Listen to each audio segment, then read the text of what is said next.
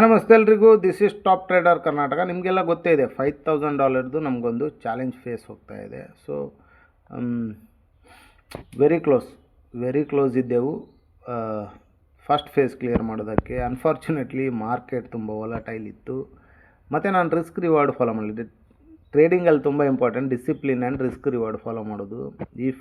ಅಲ್ಲೇನಾದರೂ ತಪ್ಪಾದರೆ definitely ನೀವು ಇನ್ನೂ ಕಷ್ಟಪಡಬೇಕು. So ಆಗತ್ತೆ, ನಾವೇನು ಮೈಂಡಲ್ಲಿ ಅಂದ್ಕೊಂಡ್ರು ಕೆಲವೊಮ್ಮೆ ನಮ್ಮದು ಇಮೋಷನ್ಸ್ ನಮ್ಮನ್ನು ಕಂಟ್ರೋಲ್ ಮಾಡಿಬಿಡುತ್ತೆ. ನಿನ್ನೆ ಡೈಲಿ ಡ್ರಾಡೌನ್ $100 ತೊಗೊಳ್ಬೇಕು. ಇವೆಂಚುಲಿ ನಾನು ನಿನ್ನೆ $200 ಮೇಲೇ ಡೈಲಿ ಡ್ರಾಡೌನ್ ತೊಗೊಂಡಿದ್ದೀನಿ. ತುಂಬ ತಪ್ಪು. So okay fine, but account ಇದೆ ನಮ್ಮ ಹತ್ರ, ಇನ್ನೂ 4% ಇದೆ.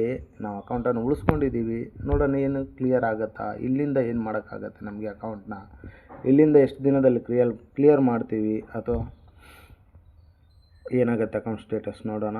ಚಲೋ, ಟೇಕ್ ಕೇರ್, ಬಾಯ್. ಟಾಪ್ ಟ್ರೇಡರ್ ಕರ್ನಾಟಕನ ಫಾಲೋ ಮಾಡಿ.